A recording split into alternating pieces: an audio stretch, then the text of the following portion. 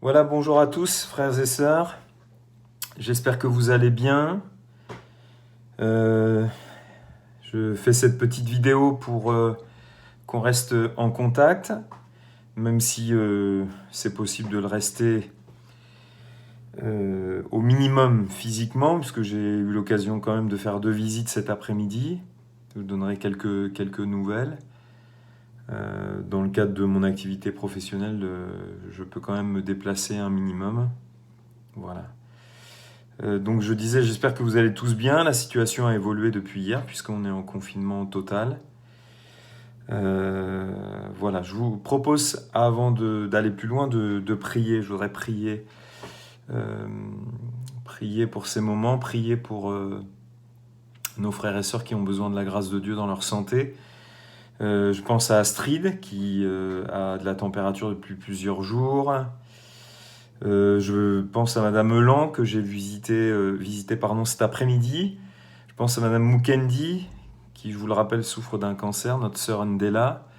On pense à Monsieur Briand, qui est toujours hospitalisé. J'ai eu des nouvelles ce matin par son épouse Nicole.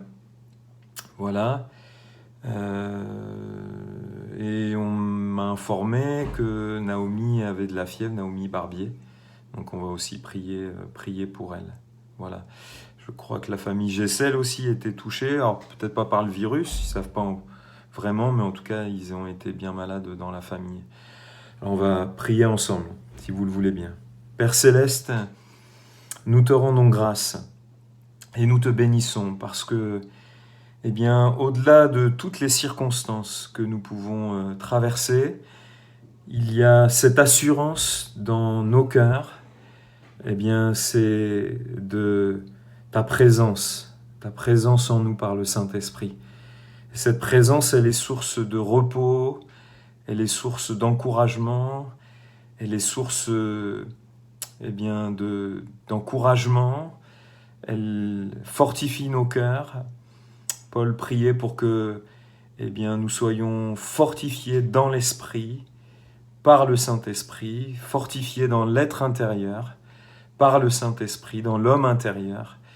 Et je te prie pour que dans ces temps que nous traversons aujourd'hui, chacun soit fortifié au travers de ta présence dans sa vie, par le Saint-Esprit, que chacun soit encouragé, renouvelé dans sa communion avec toi, qu'il garde les yeux fixés sur toi, qu'il s'enracine encore davantage, que nous nous enracinions encore davantage, et que nous puissions aussi veiller les uns sur les autres dans ces temps également. Nous te prions pour notre frère Monsieur Briand, afin que tu lui fasses du bien dans sa santé.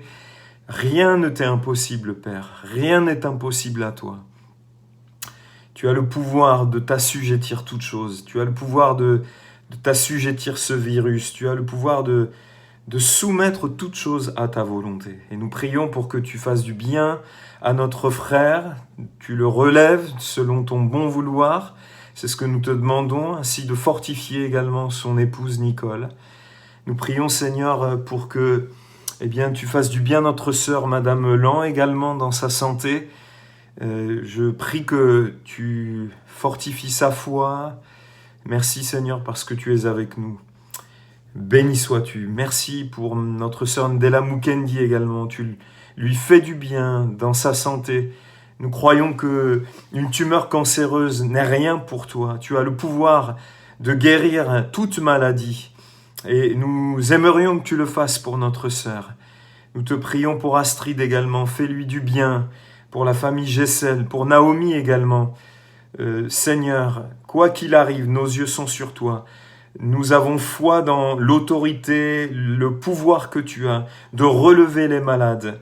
Et si tu ne le permets pas, tu nous donnes aussi la capacité de traverser les temps de maladie, d'épreuves que nous pouvons avoir. Mais rien n'est impossible à toi. Et nous te demandons le relèvement de ces bien-aimés.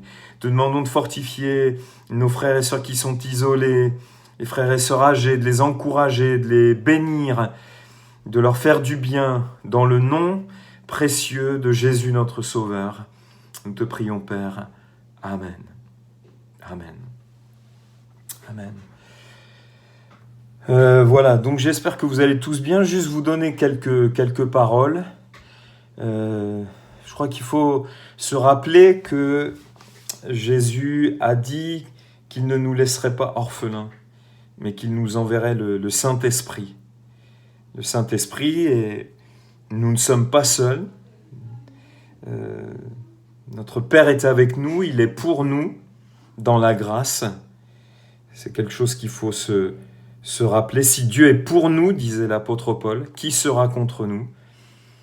Il fait concourir toutes choses à notre bien, et ce bien dans le contexte, c'est la ressemblance de Christ. Je crois que dans toutes circonstances, même où nous sommes isolés, où nous connaissons peut-être pour certains d'entre vous la solitude, nous ne sommes pas seuls, peut-être physiquement, mais nous ne sommes pas seuls. Le Père est avec nous, il est pour nous, son esprit vit en nous. Et nous pouvons être fortifiés par cette présence dans la foi que nous plaçons dans ce que l'Écriture déclare, et également dans la foi, dans le fait que Dieu est en nous par son esprit. Le Père veille sur ses enfants, il est auprès d'eux, il est attentif à leurs besoins, il veille au moindre sentiment de leur cœur, et comme n'importe quel parent veille au bien de ses enfants, c'est ce que le Père, notre Père Céleste fait. Hier, le président de la République, dans son discours, disait qu'il fallait profiter de ces moments pour redonner du sens à l'essentiel. Et dans le mot essentiel, il y a le mot essence. Et dans le mot essence, eh bien, la signification, c'est tout simplement la véritable nature d'une chose. Et je pense que ces moments nous renvoient à la véritable essence du christianisme, en fait, la véritable nature du christianisme. Et je voudrais vous en donner quelques éléments, en fait. Les essentiels du christianisme, ou l'essence même du christianisme. Quand je considère, par exemple, Paul ou Jean, eh bien, tous les deux ont connu des moments qu'on pourrait appeler de confinement, où ils se sont retrouvés emprisonnés, enfermés quelque part. Différemment de nous, parce que je pense que les conditions d'emprisonnement de l'époque étaient beaucoup plus difficiles que ce que nous pouvons vivre aujourd'hui. Mais je remarque que ce qui faisait la force de ces hommes, de ces apôtres, de ces disciples de Jésus-Christ, et qui sont aussi des essentiels de la vie chrétienne, c'est leur piété personnelle, leur foi personnelle, qui était véritablement enracinée en Christ. Et cette foi personnelle qui les animait, les ont aidés à traverser ces moments d'emprisonnement. Et ça, je crois que l'essence même du christianisme, un des essentiels du christianisme, c'est la piété personnelle, notre foi personnelle, la relation personnelle que nous avons avec Dieu, qui peut nous aider à traverser les moments, même les plus difficiles. Je remarque que dans ces temps difficiles d'emprisonnement qu'ils ont vécu, un des autres essentiels, c'est ce que la foi a produit. Par exemple, chez l'apôtre Paul, elle a produit, alors qu'il était emprisonné, le témoignage. Exemple, il dit ceci, qu'il a enfanté Onésime dans les chaînes, quand il écrit à Philémon. Lorsque Paul était en prison, il a gardé en vue le témoignage. Et les circonstances ne l'ont pas freiné dans son désir de témoigner de la personne de Jésus-Christ. Et ça, c'est un des autres essentiels de la foi chrétienne. Être des témoins, pas toujours au travers et premièrement de ce que nous disons, mais au travers de ce que nous sommes déjà. Et je crois que dans les moments que nous vivons et que nous traversons, nous sommes appelés en tant que peuple de Dieu à marquer la différence. Dieu veut faire une différence au travers de son peuple, au travers de ses enfants. Et Paul, dans la prison qui était la sienne, n'a pas perdu de vue le témoignage qu'il désirait rendre à la personne de Jésus-Christ.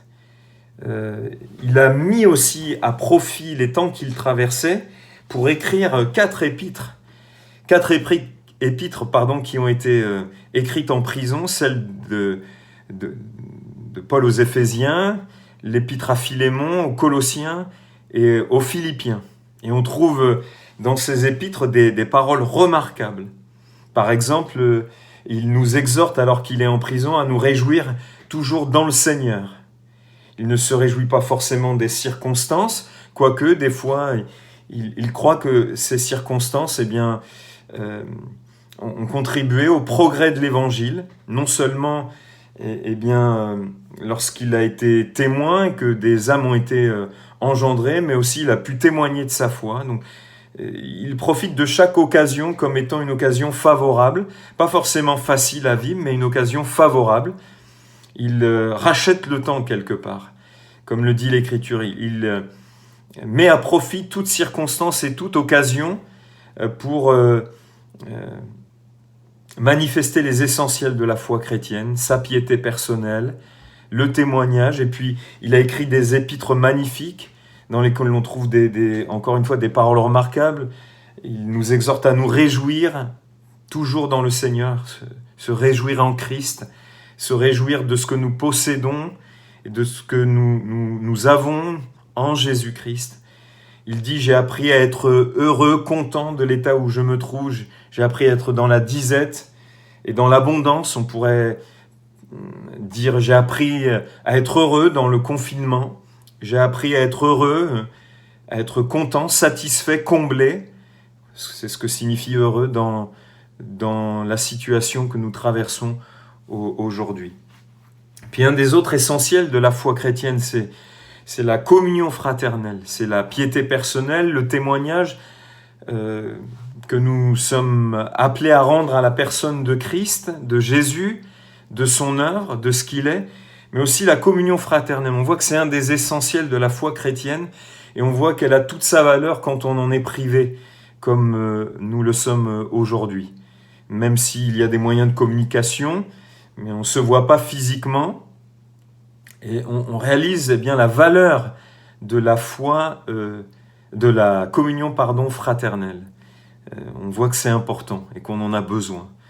Et je crois que cette communion fraternelle, on peut quand même la vivre en se donnant des nouvelles, en s'appelant, en prenant des nouvelles de chacun. Donc je n'ai pas envoyé la liste complète des frères et sœurs. Peut-être que certains veulent garder leur numéro de téléphone personnel. Mais n'hésitez pas à me demander si vous voulez avoir des coordonnées de frères, de sœurs. Voilà. Et puis à me demander aussi des nouvelles. Je l'ai fait pour certains d'entre vous qui m'ont demandé des numéros de téléphone. Donc ça, il n'y a aucun souci. Je suis prêt à le faire. J'ai pris des nouvelles de la plupart par mail, par téléphone. Certains n'ont pas de mail, mais je les ai appelés. Donc, un des essentiels, encore une fois, de la vie chrétienne, c'est la communion fraternelle. Et ça, c'est vraiment quelque chose de fondamental. Nous formons un corps, nous sommes membres les uns des autres, et nous sommes donc interdépendants les uns des autres. Un membre seul n'a pas, comment dirais-je, ça n'existe pas. Un membre est toujours relié à d'autres membres dans le corps humain. Et je crois qu'un des essentiels de la foi chrétienne, c'est l'amour. C'est l'amour que nous devons nous porter les uns envers les autres. Et je crois qu'il y a de l'amour dans l'Église. Voilà, c'est quelques pensées que je voulais partager avec vous. N'hésitez pas à me donner de vos nouvelles. Nous prions pour vous avec Malika, nous pensons bien à vous. Donc mettons à profit, comme l'apôtre Paul, Jean qui était sur l'île de Patmos, il était isolé, lui aussi a été exilé. Et il a reçu la révélation du Nouveau Testament, et dans les moments que nous pouvons vivre, nous pouvons recevoir des révélations personnelles de Dieu, des paroles personnelles de Dieu, comme Jean les a reçues sur l'île de Patmos, où il était exilé à cause du témoignage rendu à Jésus-Christ à cause de sa foi personnelle.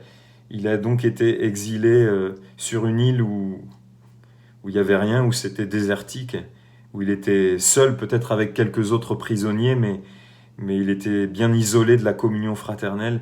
Et il a reçu une révélation qui l'a encouragé, fortifié des temps de la fin. Donc mettons à profit ces temps comme Paul et Jean pour chercher Dieu, pour réaliser aussi l'essence de la vie chrétienne, la piété personnelle, la foi personnelle qui nous aide à traverser les moments les plus difficiles.